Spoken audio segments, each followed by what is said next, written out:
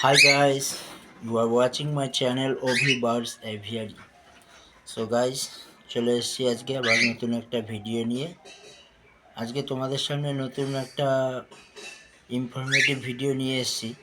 তো তোমরা যারা যারা প্রথমবারের মতো আমার এই চ্যানেলটাকে দেখছো বা ভিডিওটা দেখছো, তারা আমার চ্যানেলটাকে অবশ্যই সাবস্ক্রাইব করে নেবে, ঠিক আছে? আর ভালো লাগলে একটা লাইক করবে।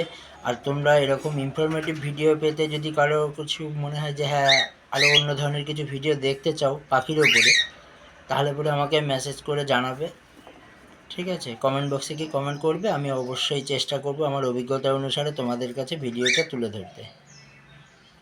তো বন্ধুরা, আশা করি আজকে যেটা নিয়ে আলোচনা করব তোমরা বুঝতে পেরে গেছো থাম্বনেল দেখে যে আমি কী নিয়ে আলোচনা করতে চাইছি। তো তোমরা ঠিকই ধরেছো, হ্যাঁ, পাখিকে খুশি রাখার উপায়। কী করে খুশি রাখবে? হ্যাঁ বন্ধুরা, আমরা যে ভুলটা করে থাকি, আমরা নিজেদের শখ পূরণের জন্য অনেক সময় পাখি কিনে নিয়ে আসি, সে যে ধরনের পাখি হোক না কেন।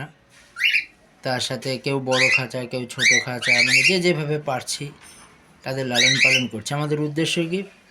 আমার শখটা পূরণ হবে, বাড়িতে পাখি থাকবে, দেখতে ভালো লাগবে। তার সাথে কি আবার একটা আর্নিংয়েরও ব্যাপার থাকে, যে ভালো যদি বাচ্চা টাচ্চা হয় তাহলে পরে বিক্রি করে দুটো পয়সা ইনকাম করতে পারবো।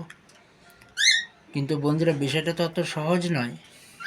কারো কারো কাছে হয়তো সহজ হয়ে যায়, নিয়ে আসে, ডিম বাচ্চা করে, তারা সহজে পয়সা পেয়ে যায়, বিক্রিও করে ফেলে, দুটো পয়সা ইনকাম করে, তারা খুব সহজ ব্যাপারটা কিন্তু তা নয়।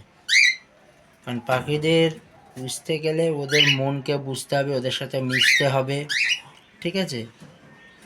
ওরা কোনটাকে ভালোবাসে, কোনটাকে ওরা ভালোবাসে না, কী দেখে ভয় পাচ্ছে, বিভিন্ন রকম ব্যাপার থাকে, এগুলোকে ফলো করতে হয়। তারপরে রোগ ব্যাধি, ওদের খাবার দাবার, ওদের থাকার ব্যবস্থা, সুবিধা অসুবিধা, এত কিছু মেনটেন করতে হয় না।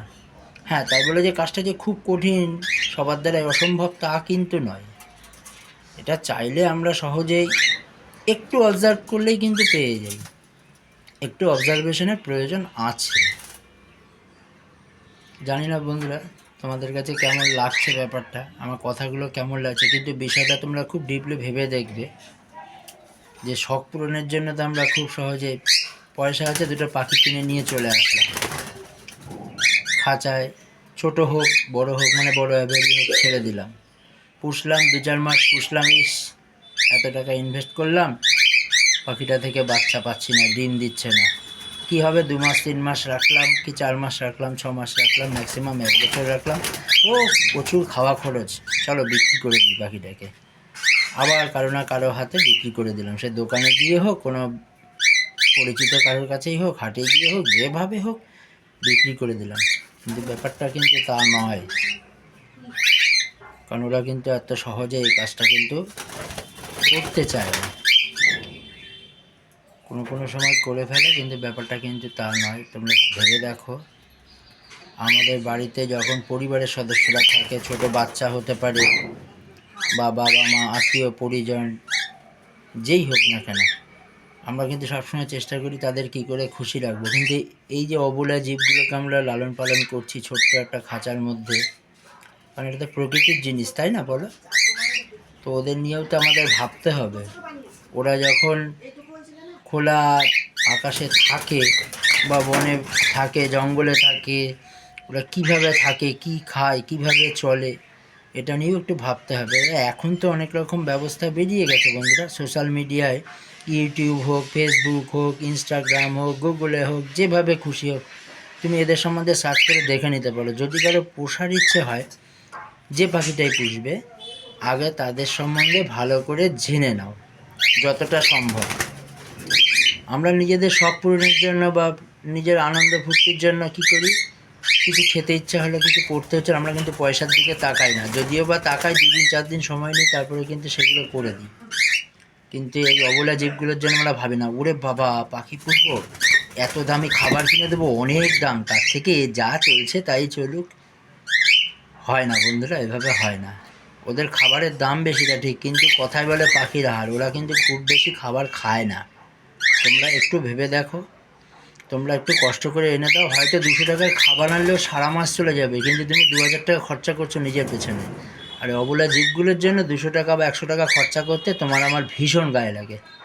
বন্ধুরা, আমার কথাগুলো হয়তো একটু তোমাদের খারাপ লাগতে পারে, কিন্তু বিষয়গুলো ভেবে দেখো। আরও অনেক রকম ব্যাপার আছে। পরিষ্কার পরিচ্ছন্নতার ব্যাপার থেকে অনেকেই দেখেছি পাখি পোষে, পাখির খাঁচা পরিষ্কার করে না, পাখিগুলোকে ঠিকঠাক খেতে দেয় না, গা নোংরা হয়ে থাকে।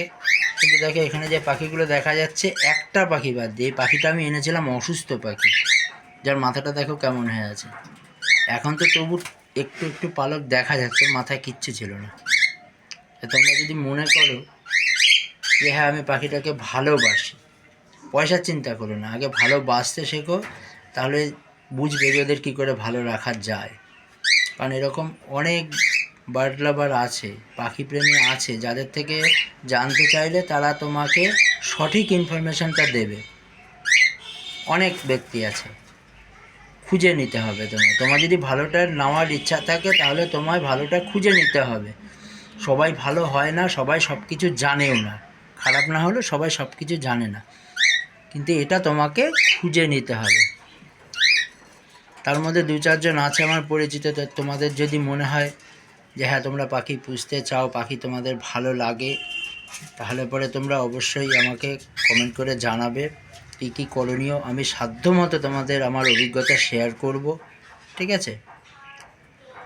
তো চলো আজকের জন্য এটুকুই, বেশি কিছু বললাম না, কারণ করলে পরে ভিডিওটা অনেকটাই লেন্দি হয়ে যাবে, ঠিক আছে?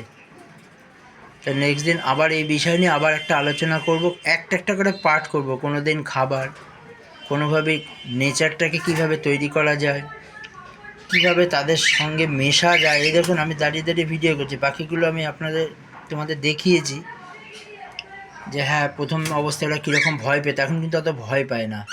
আমি কাজ করি আমার মতো, ওরা ওদের মতো করে গল্প করে, খেলা করে, খাওয়া দাওয়া করে। দেখো ওরা কিন্তু আমায় ফলো করছে, ঠিক আছে? এই দেখো ওরা দিদি বসে বসে গল্প করে যাচ্ছে, ওরা ওদের মতো আছে।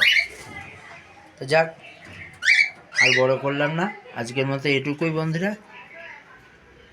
আমার চ্যানেলটাকে সাবস্ক্রাইব করে রেখো, ঠিক আছে? টাটা, আজকের মতো।